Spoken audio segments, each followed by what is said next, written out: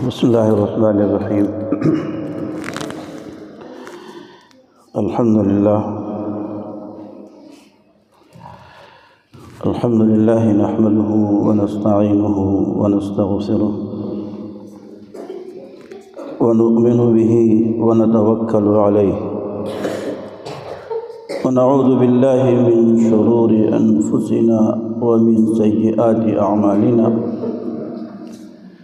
من يهده الله فلا مضل له ومن يضلله فلا هادي له ونشهد أن لا إله إلا الله وحده لا شريك له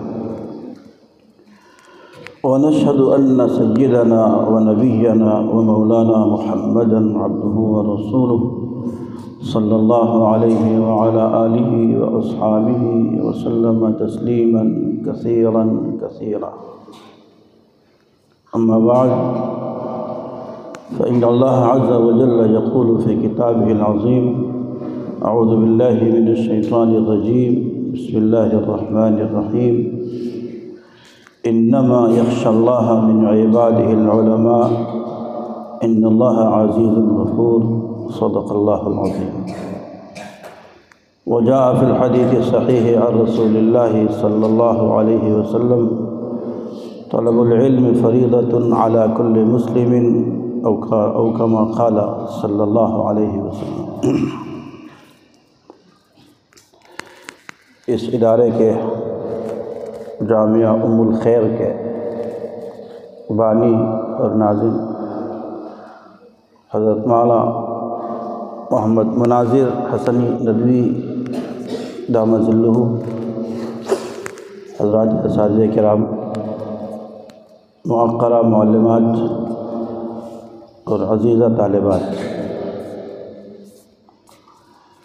ایک بچی سے قرآن پاک سننے کی سعادت حاصل ہوئی. طبیعت پر بہت اثر پڑا. بہت شاندار اس بچی نے قرآن پاک کی تلاوت کی، تجوید کی پوری رعایت کے ساتھ. چونکہ ہمارا یہی میدان ہے اور اس کی ایک ایک نوک اور ایک ایک پلک کو ہم لوگ دیکھتے ہیں، اور سچی بات یہ ہے کہ کسی طالب علم کی یا طالبہ علم کی تھوڑی سی کوشش کو سننے سے ان کی معلمین اور معلمات کی لیاقت اور ان کی صلاحیت کا اندازہ ہو جاتا ہے. جس بچی نے اتنا شاندار قرآن پاک سنایا ہے، یقیناً اس کی معلمات کی محنت ہے. اس کی معلمہ نے اتنا اچھا قرآن پاک پڑھا ہے اور اپنی صلاحیت کو اس بچی میں منتقل کیا ہے. دوسری بچی نے منقبت کے اشعار سنائے، نعت پاک کے اشعار سنائے، جو ماشاءاللہ بہت اچھے اشعار تھے. ہماری دعا ہے کہ اللہ تعالیٰ حضرات اساتذہ کرام کو، ہمارے ناظم صاحب کو اور ہماری معلمات اور طالبات، اللہ تعالیٰ سب کی عمروں میں خوب برکت عطا فرمائے اور ان کے علوم میں کامیابی عطا فرمائے. وقت کی تنگ دامنی مجھے اجازت نہیں دیتی کہ میں تفصیل کے ساتھ کچھ عرض کر سکوں. میں نے قرآن پاک کے 22ویں سپارے کی 16ویں رکوع کی ایک آیت تلاوت کی ہے. اللہ تعالیٰ نے ارشاد فرمایا: انما یخشی اللہ من عبادہ العلماء. یقینی طور پر اللہ تعالیٰ سے ڈرنے والے علماء ہیں. ہم کتنے خوش نصیب ہیں کہ اللہ تعالیٰ نے ہمیں اس میدان میں سانسیں لینے کی توفیق عطا فرمائی، اس ماحول میں جینا نصیب فرمایا. اللہ کی اس نعمت پر ہم جتنا بھی شکر ادا کر سکیں حق ادا نہیں ہو سکتا. اللہ تعالیٰ نے ہمیں قرآن پاک عطا فرمایا، وہ قرآن پاک جو صداقتوں کا مجموعہ ہے، وہ قرآن پاک جو سچائیوں کی کتاب ہے، اللہ تعالیٰ نے ارشاد فرمایا ذالک الکتاب لا ریب فیہ ھدی للمتقین۔ قرآن پاک ایک سمندر ہے، آج تک کوئی انسان بڑے سے بڑا مفسر، بڑے سے بڑا قاری، بڑے سے بڑا محدث، بڑے سے بڑا فقیہ اس کی گہرائیوں تک نہیں پہنچ سکا ہے اور قیامت تک نہیں پہنچ سکے گا۔ ہم لوگ جو خدمت کر رہے ہیں وہ ایسا ہی ہے جیسے انگلی کٹا کے شہیدوں میں نام لکھا لینا۔ جب اللہ رب العزت قیامت کے روز اعلان فرمائیں گے کہ کہاں ہیں ہمارے وہ بندے اور کہاں ہیں ہماری وہ بندیاں جو میرے کلام کی خدمت انجام دیا کرتے تھے، تو انشاءاللہ ہم سب فقیروں کا نام بھی ان میں آئے گا۔ اللہ تعالیٰ اس زمرے میں ہم سب کو شامل فرمائے۔ ہم جب تاریخ کا مطالعہ کرتے ہیں تو ہمیں یہ نظر آتا ہے کہ علمی میدان میں ہماری خواتین نے جو کارنامے انجام دیے ہیں وہ مردوں سے کہیں کم نہیں ہیں، بلکہ دیکھا جائے تو کہیں کہیں پر وہ مردوں سے سبقت لے گئی ہیں۔ حضرات صحابہ اور صحابیات کے جب دور کو ہم دیکھتے ہیں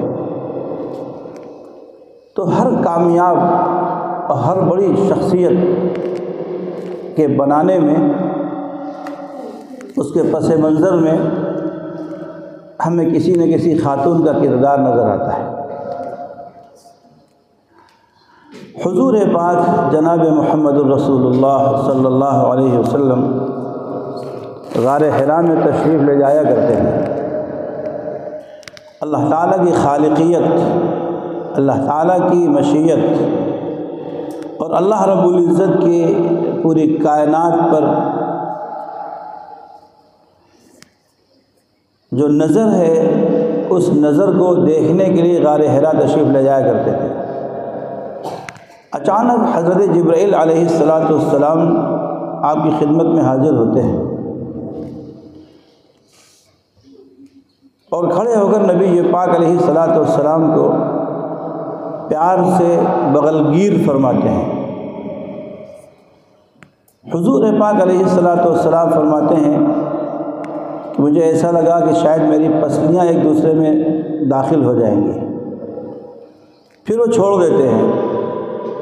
ان کے ہاتھ میں ایک تختی ہے، وہ تختی دکھاتے ہیں اور کہتے ہیں اقرأ یا محمد۔ نبی پاک جناب رسول اللہ صلی اللہ علیہ وسلم فرماتے ہیں ما انا بقاری، میں پڑھا ہوا نہیں ہوں، میں امی ہوں، میں نہیں پڑھ سکتا۔ 3 بار انہوں نے اس طرح سے کیا، پھر فرمایا اقرأ بسم ربک الذی خلق خلق الانسان من علق اقرأ وربک الاکرم الذی علم بالقلم علم الانسان ما لم یعلم۔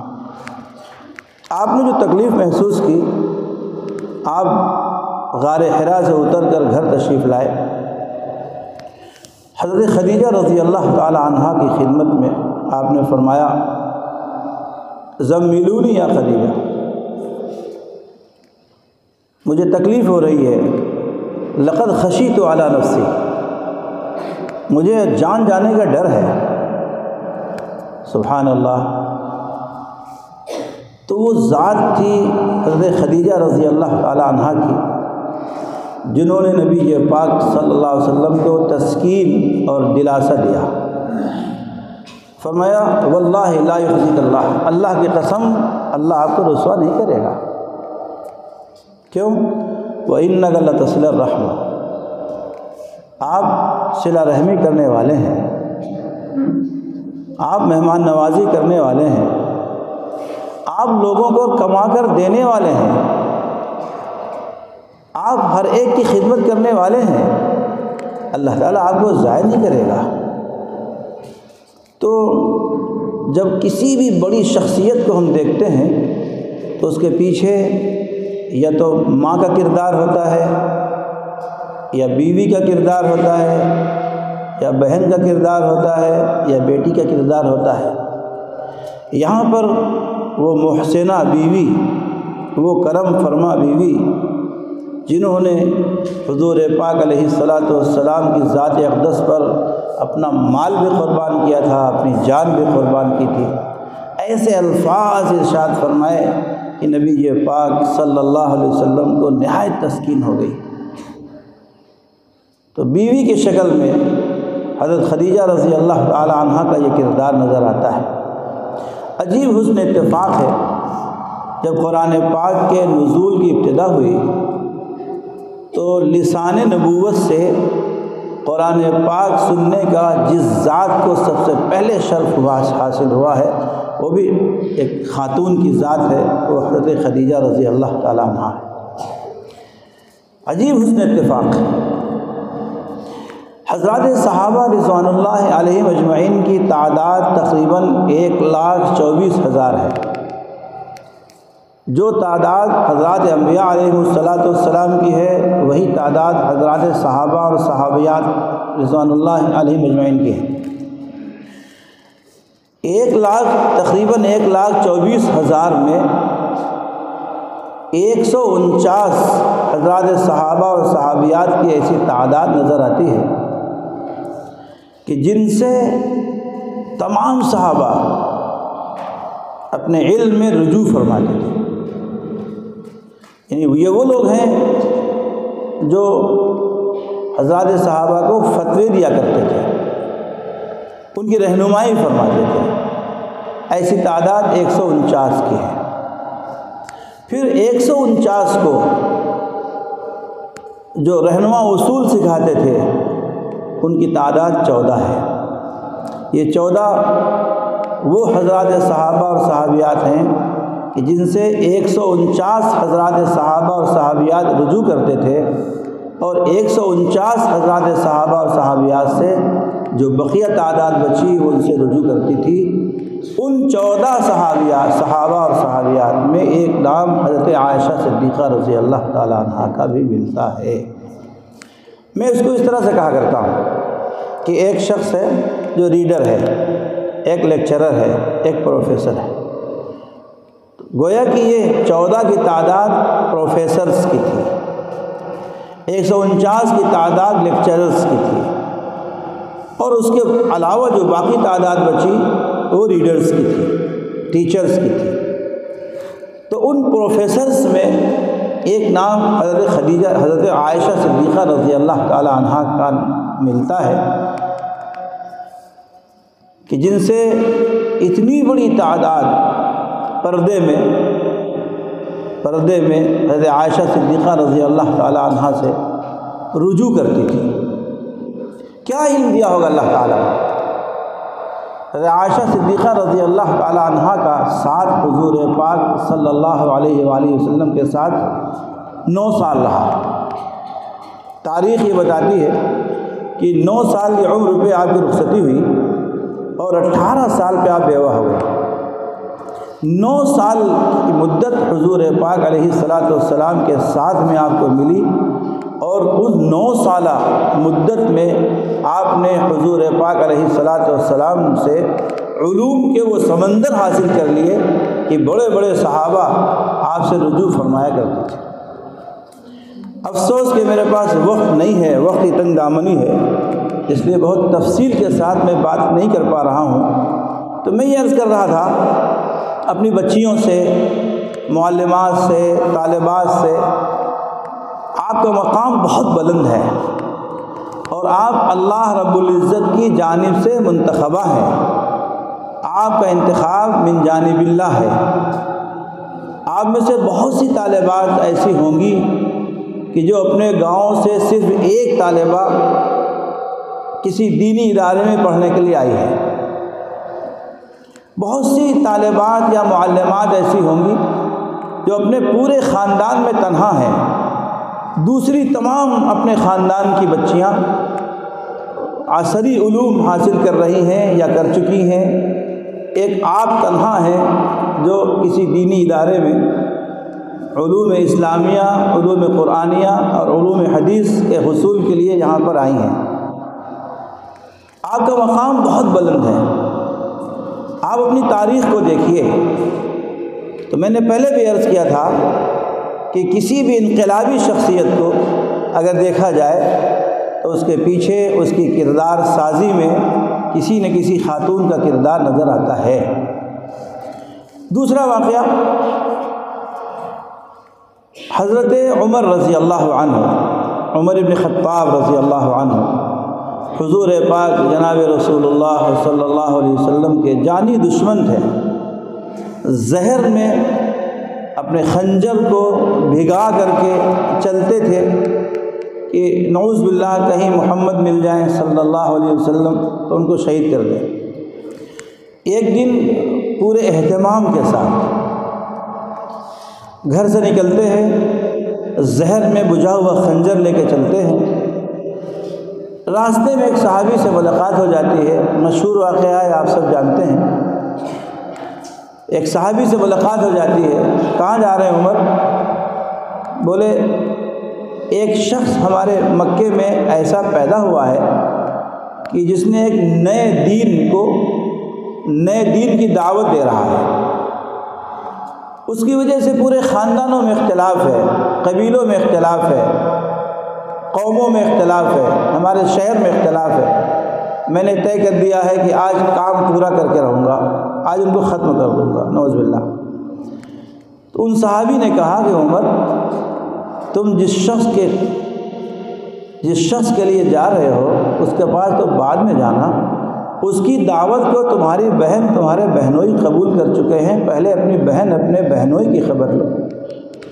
تو بجائے حضور پاک صلی اللہ علیہ وسلم کی طرف جانے کے وہ اپنی بہن کے گھر کی طرف چل رہی ہے۔ دروازے پر پہنچے، کنڈی کھٹکھٹائی، دروازہ اندر سے بند تھا۔ بہنوئی نے آواز سنی تو کہا کہ عمر آ گئے ہیں۔ بہن نے کہا کھولیے، بھائی کو آنے دیجیے۔ دروازہ کھولا، سنا ہے تم لوگ ایمان لے آئے ہو؟ تو فرمایا جی ہم لوگ ایمان لے آئے۔ اچھا فاطمہ بھی ایمان لے آئی ہے، اور سعید تم بھی ایمان لے آئے ہو؟ جی ہم ایمان لے آئے۔ بس مارنا شروع کر دیا۔ حضرت سعید رضی اللہ تعالیٰ عنہ کو اپنے بہنوئی کو مارنا شروع کر دیا۔ بہن نے دیکھا کہ میرے شوہر کو اس بری طرح سے میرا بھائی مار رہا ہے، وہ بیچ میں آئی تو بھائی نے غصے میں ایک تھپڑ مار دیا، اتنی شدت کا تھپڑ پڑا کہ منہ سے خون بہنے لگا۔ حضرت فاطمہ بنت خطاب کو غصہ آیا، کھڑی ہو گئی اور کہا کہ بھائی جس ماں کا دودھ تم نے پیا ہے اسی ماں کا دودھ میں نے بھی پیا ہے، جس خطاب کے تم بیٹے ہو اسی خطاب کی میں بھی بیٹی ہوں۔ یاد رکھو تم میرے جسم سے جان تو نکال سکتے ہو، لیکن اب میں صاف کہہ دینا چاہتی ہوں، میں پوری وضاحت کے ساتھ کہہ دینا چاہتی ہوں کہ میرے جسم سے روح کو لے سکتے ہو، لیکن میرے سینے سے میرے دل سے ایمان کو نکال نہیں سکتے۔ اللہ اکبر، یہ سننا تھا۔ حضور پاک صلی اللہ علیہ وسلم دعائیں فرما رہے تھے، بس دل پگھل گیا اور کہا ہمیں دکھاؤ وہ کتاب، ہمیں دکھاؤ جو تم لوگ پڑھ رہے تھے۔ بہن نے کہا کہ بھیا آپ ناپاک ہیں، آپ نجس ہیں، وہ کتاب پاک ہے، میں وہ کتاب تمہارے ہاتھ میں نہیں دے سکتی، آپ غسل کیجئے، کپڑے بدلیے۔ بہن کی حیثیت سے یہ کردار ہے اپنے بھائی کے ایمان لانے کے لیے، اپنے بھائی کے ایمان میں یہ کردار ہے بہن کا۔ گئے، غسل کیا، کپڑے بدلے، آئے، کہا ہمیں سناؤ۔ حضرت خباب ابن الارت رضی اللہ عنہ جو قرآن پاک ان دونوں کو پڑھا رہے تھے، ان کو چھپا دیا گیا تھا، ان کو بلایا گیا اور انہوں نے بسم اللہ الرحمن الرحیم پڑھ کر سنانا شروع کیا۔ بسم اللہ الرحمن الرحیم، طٰہٰ ما انزلنا علیک القرآن لتشقیٰ الا تذکرۃ لمن یخشیٰ تنزیلا ممن خلق الارض والسماوات العلیٰ۔ یہ پڑھنا تھا، کہتے عمر کی آنکھوں سے آنسو جاری ہو گئے۔ سبحان اللہ۔ بس کہا ہمیں محمد کے پاس لے چلو صلی اللہ علیہ وسلم۔ آئے اور نبی پاک علیہ الصلوۃ والسلام کی خدمت میں ایمان قبول فرما لیا۔ ایمان قبول کرنے کے بعد فرمایا میں 40واں مرد ہوں، آج میں ایمان قبول کرنے والوں میں 40واں شخص ہوں۔ اب نماز دار ارقم میں نہیں ہوگی، اب نماز حرم میں ہوگی۔ چنانچہ سب کو لے کر کے حرم جاتے ہیں اور کہتے ہیں سب لوگ نماز یہیں پڑھیں گے، جس کو اپنے بچوں کو یتیم کرنا ہو، اپنی بیوی کو بیوہ بنانا ہو، وہ ہمارا مقابلہ کرے آ کر کے۔ اب عمر اسلام لا چکا ہے۔ تو یہاں پر ایک بہن کا کردار نظر آتا ہے، نبی پاک صلی اللہ علیہ وسلم کے ساتھ ایک بیوی کا کردار نظر آتا ہے۔ تفصیل کا موقع نہیں ہے، آگے چلتے ہوئے میں ایک مختصر سی بات کر کے ختم کرتا ہوں۔ جب ہم نظر ڈالتے ہیں تاریخ پر تو ہمیں کسی نہ کسی خاتون کا کردار نظر آتا ہے بڑی شخصیت کے بنانے میں۔ اللہ اکبر۔ علامہ محمد طیب صاحب جو دارالعلوم دیوبند کے محتمم تھے، وہ فرمایا کرتے تھے کہ میں نے مشکات اپنی دادی سے پڑھی۔ علامہ محمد قاسم صاحب نانوتوی رحمۃ اللہ علیہ کی جب شادی ہوئی تو حضرت فرمایا کرتے تھے کہ میں بہت غریب انسان تھا، اور حضرت کی جو شادی ہوئی ہے وہ بہت بڑے زمیندار تھے۔ حضرت کے خسر، حضرت نانوتوی کے خسر بہت بڑے زمیندار تھے۔ تو جب ان کی اہلیہ رخصت ہو کر کے آئیں تو انہوں نے زیور سے لاد دیا تھا۔ حضرت نانوتوی رحمۃ اللہ علیہ سے جب ملاقات ہوئی تو حضرت نے فرمایا کہ بہتر یہ ہے کہ ہم دونوں یکساں ہو جائیں۔ اس وقت افغانستان کا جہاد چل رہا تھا، تو فرمایا کہ میں یہ نہیں چاہتا کہ یہ زیور تمہاری قبر میں، تمہارے حشر میں، تمہاری مغفرت میں روڑا بنے، میں یہ نہیں چاہتا۔ افغانستان کا جہاد ہو رہا ہے، لہذا یہ زیور تم افغانستان کے جہاد کے لیے وقف کر دو۔ اسی وقت اتار کر سارا زیور دے دیا۔ حضرت نانوتوی رحمۃ اللہ علیہ دن میں گئے اور جا کر جہاں جمع ہو رہا تھا پیسہ، جا کر اپنی اہلیہ کا پورا زیور ان کو دے آیا۔ اب یہ بالکل خالی ہو گئی۔ 3 دن کے بعد جب حضرت نانوتوی کے خسر صاحب آئے اپنی بچی کو لینے کے لیے تو بچی کے پاس کچھ بھی نہیں تھا، اس حال میں لے گئے۔ پوچھا بیٹا تمہارا زیور کیا ہوا؟ جب واقعہ سنایا تو وہ بی فرماتی ہیں کہ میرے والد صاحب نے پھر اتنا ہی زیور دیا، اور لے کے ہم جب گھر آئے تو حضرت نانوتوی رحمۃ اللہ علیہ نے پھر یہی فرمایا کہ بی بی کیا تم نے قرآن پاک کی آیت نہیں پڑھی والذین یکنزون الذهب والفضة،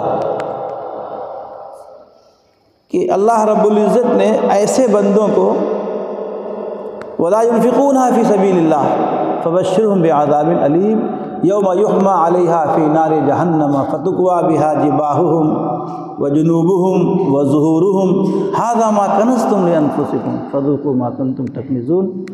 جب اس کی تشریح فرمائی تو سارا کا سارے زیور پھر اتار کے دے دیا۔ حضرت نانوتوی رحمۃ اللہ علیہ نے ان کو پڑھایا، اتنا پڑھایا کہ وہ عالمہ ہو گئے۔ حضرت قاری محمد طیب صاحب رحمۃ اللہ علیہ فرمایا کرتے تھے کہ میں نے مشکات تک تعلیم اپنی دادی سے پڑھی، اور میری دادی اپنے گھر میں ہی خاندان کے بچوں کو عالمیت کی ساری کتابیں پڑھایا کرتی تھیں، تو میں نے ایک ایک حرف مشکات تک اپنی دادی سے پڑھا ہے۔ وہ زمانہ تھا لوگ اپنی بچیوں کو گھر میں پڑھاتے تھے، بچیاں بنتی تھیں پھر وہ ہزاروں لاکھوں کو بناتی تھیں۔ ہمارے آج کے جو بنات کے ادارے ہیں یہ اسی کا پرتو ہے، اسی کا پرتو ہے۔ ہماری یہ بچیاں جو پڑھ کے جائیں گی انشاءاللہ، ہماری معلمات جو خدمات انجام دے رہی ہیں، یہ بہت عظیم صدقہ جاریہ ہوگا۔ حدیث پاک میں فرمایا گیا انسان جب دنیا سے رخصت ہوتا ہے تو اس کا سب کچھ چھوٹ جاتا ہے سوائے 3 چیزوں کے۔ اذا مات العبد انقطع عمله الا من 3: صدقۃ جاریہ، نمبر 2 او ولد صالح يدعو له او علم ينتفع به۔ 3 چیزیں رہ جاتی ہیں، ان میں سے ایک او علم ينتفع به یہ ہے۔ ہماری معلمات جو درس دے رہی ہیں، اس سے عظیم اور اس سے مضبوط کوئی رشتہ ہو نہیں سکتا ہے۔ ہمارے مولانا فرما رہے تھے، ابھی ہے نہیں شاید، مولانا مناظر صاحب ایک سفر مولانا کے ساتھ ہوا، تو ایسا مضبوط رشتہ، آپ ہندوستان کے کسی کونے میں جائیں، آپ کے شاگرد مل جائیں گے، آپ کو ایسا محسوس ہوگا کہ ہم ندوے میں بیٹھے ہوئے ہیں یا ہم جامعہ ام الخیر نسواں میں بیٹھے ہوئے ہیں۔ اجنبیت ختم ہو جاتی ہے۔ آپ بنگال جائیے، وہاں آپ کے شاگرد مل جائیں گے، آپ جنوب میں کیرلا جائیے، آپ کے شاگرد مل جائیں گے، آپ کرناٹک جائیے، آپ کے شاگرد مل جائیں گے، مہاراشٹر جائیے، آپ کے شاگرد مل جائیں گے۔ ایسا مضبوط رشتہ دوسرا ہو ہی نہیں سکتا جو رشتہ تعلیم و تعلم اور استاد و شاگرد کا ہوتا ہے، معلمہ اور متعلمہ کا ہوتا ہے، تو مضبوط رشتہ۔ میں نے پڑھا ایک بہت بڑے معبر گزرے ہیں مدینہ منورہ میں، جو خواب کی تعبیر دیا کرتے تھے۔ ان کی بیٹی تھی، 35 سال تک انہوں نے قرآن پاک کی خدمت کی اور 35 سال تک اپنے گھر سے قدم باہر نہیں نکالا اور قرآن پاک پڑھاتی تھی۔ مدینہ منورہ میں کتنی بچیاں ایسی ہوں گی، کتنی خواتین ایسی ہوں گی جنہوں نے ان کے ذریعے سے قرآن پاک کی اصلاح کی ہوگی۔ ہمارے حضرت، ہمارے مرشد حضرت مولانا سید محمد رابع صاحب رحمۃ اللہ علیہ فرمایا کرتے تھے کہ انبیاء علیہم السلام کی تعداد تقریباً 1,24,000 ہے، ان میں سب سے زیادہ جو ثواب مل رہا ہے وہ حضور پاک صلی اللہ علیہ وسلم کو مل رہا ہے۔ وجہ کیا فرمائی؟ فرمایا ہر نبی حضور پاک علیہ السلام سے پہلے جو بھی نبی آیا اس کی شریعت مکمل ہو گئی، اس کے بعد دوسری شریعت آ گئی، اب جب دوسری شریعت آ گئی تو اب دوسری شریعت چل رہی، اس کی شریعت مکمل ہو گئی۔ حضور پاک علیہ السلام کی آخری شریعت ہے، یہ قیامت تک چلے گی۔ اب جتنے لوگ اس میں پڑھنے پڑھانے والے آئیں گے، قرآن پاک کے پڑھنے والے، حدیث کے پڑھنے والے، فقہ کے پڑھنے والے، تفسیر کے پڑھنے والے، ان سب کا ثواب حضور پاک علیہ السلام کو مل رہا ہے کہ نہیں مل رہا ہے؟ اور قیامت تک یہ سلسلہ چلتا رہے گا۔ ہم نے اپنے اساتذہ سے پڑھا ہے، ہم جو خدمت کر رہے ہیں ہمارے اساتذہ کو اس کا ثواب پہنچ رہا ہے، ان سے ان کے استاذ کو ہوتے ہوتے حضور پاک علیہ السلام کو ثواب پہنچ رہا ہے، اور یہ سلسلہ قیامت تک چلتا رہے گا۔ اور اسی سلسلے میں ہمارے جو شاگردوں کی، اپنی معلمات سے کہتا ہوں کہ جو متعلمات ہیں ان کی خدمات جو چلتی رہیں گی، نسلوں میں جاری رہیں گی، ان کا ثواب ان کو سب کو ملتا رہے گا۔ ہم تو دنیا سے مٹ جائیں گے، ایک روز چلے جائیں گے، 20 سال کے بعد ہماری ہڈیاں تلاش کریں گے، آپ ہڈیاں بھی نہیں ملیں گی، لیکن یہ جو خدمات ہماری ہیں قرآن پاک کی، حدیث کی، فقہ کی، تفسیر کی، یہ جو خدمات ہیں انشاءاللہ ان خدمات کے نتیجے میں ہمارے آپ کے نام اعمال میں اللہ تعالیٰ کی جانب سے اجر ملتا رہے گا۔ اس سے قیمتی کوئی راستہ نہیں ہو سکتا۔ تاریخ بھری پڑی ہے، اگر تاریخ کا مطالعہ کیا جائے تو تاریخ بھری پڑی ہے، اور مردوں سے زیادہ مستورات کے اور خواتین کے کارنامے تاریخ میں ملتے ہیں۔ ایک زمانہ تھا جب بچی پڑھ کے فارغ ہو جاتی تھی،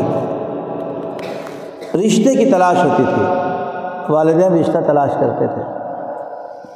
جب تک رشتہ نہیں ملتا تھا اس بچی سے ماں باپ کہتے تھے بیٹا تم قرآن پاک لکھو، اپنے ہاتھ سے لکھو۔ وہ بچی قرآن پاک لکھتی تھی۔ سبحان اللہ، میرے تعلق کے ایک صاحب ہیں حیدرآباد میں، ان کی بچی نے قرآن پاک ہاتھ سے لکھا ہے اور انہوں نے مجھے تحفے میں دیا اور کہا کہ میری بچی نے اس قرآن پاک کو اپنے ہاتھ سے لکھا ہے۔ سبحان اللہ، ایسا خوبصورت، ایسی خوبصورت رائٹنگ، تو اس کو ہم نے سنبھال کے رکھا ہے۔ یہ ایک بچی کی تحریر ہے، ہاتھوں سے لکھی ہوئی قرآن پاک لکھا ہے۔ ایک بچی نے، بھٹکل کی ایک بچی نے اسماء الحسنہ لکھے ہیں ہاتھ سے تغرے کے اوپر، اور نیچے اس بچی نے میرے لیے ہدیہ پیش کیا ہے۔ وہ تغرہ میں نے اپنے دستگاہ میں لگا دیا ہے۔ کیا خوبصورت تحریر ہے۔ افسوس یہ ہے کہ ہم نے اپنی بچیوں اور بچوں کے ہاتھوں میں موبائل دے دیا، تحریریں ختم ہو گئی، اب ان کا وقت اس میں ضائع ہو رہا ہے۔ یہی وقت جب کتاب کے مطالعے میں خرچ ہوتا تھا، اور جب یہی وقت تحریر میں خرچ ہوتا تھا، تو ان کی تحریر بھی عمدہ ہوتی تھی۔ ماں کہتی تھی بیٹا قرآن پاک لکھو، تو ایک مشغلہ بھی ہوتا تھا، ایک مشغلہ ہوتا تھا۔ ماں اپنی بچی کی تربیت کرتی تھی، بچی کو سلنا کاٹنا سکھاتی تھی، گھر کی اور تمام ضروریات اس کو بتلاتی تھی، بچیوں کی تربیت ہوتی تھی۔ جب ان کا قرآن پاک وہ تحریر مکمل ہو جاتی تھی اور رشتہ ہو جاتا تھا، تو والدین اس بچی کو وہی قرآن پاک جہیز میں اس کے ساتھ بھیجا کرتے تھے۔ بیٹا تم نے اپنے ہاتھ سے اس قرآن پاک کو لکھا ہے، تو زندگی بھر تم اسی قرآن پاک میں تلاوت کرنا۔ وہ ماحول ختم ہو گیا۔ لیکن الحمدللہ خوشی کی بات یہ ہے کہ یہ اس جیسے ادارے ہمارے، جیسا ہمارا یہ ام الخیر نسواں ہے اور دوسرے بنات کے ادارے ہیں، الحمدللہ اس میں یہ تعلیم زندہ ہے۔ انشاءاللہ ان محنتوں سے، ان قربانیوں سے اللہ تعالیٰ وہ دن لائے گا کہ پھر ہمارا ماضی، شاندار ماضی پھر پلٹ کر کے انشاءاللہ ہماری آنکھوں کے سامنے آئے گا۔ میں دل سے دعا کرتا ہوں اللہ تعالیٰ اس ادارے کو خوب قبول فرمائے، ہمارے مولانا مناظر صاحب کی قربانیوں کو اللہ شرف قبولیت سے نوازے، اور ہمارے حضرات اساتذہ کرام، ہماری معلمات کی محنتوں کو اللہ قبول فرمائے، اور اس کو قیامت تک کے لیے اور اس کے بعد ہم سب کے انتقال کے بعد آخرت کے لیے ہم سب کے لیے اس کو عظیم صدقہ جاریہ بنائے۔ وآخر دعوانا الحمدللہ رب العالمین۔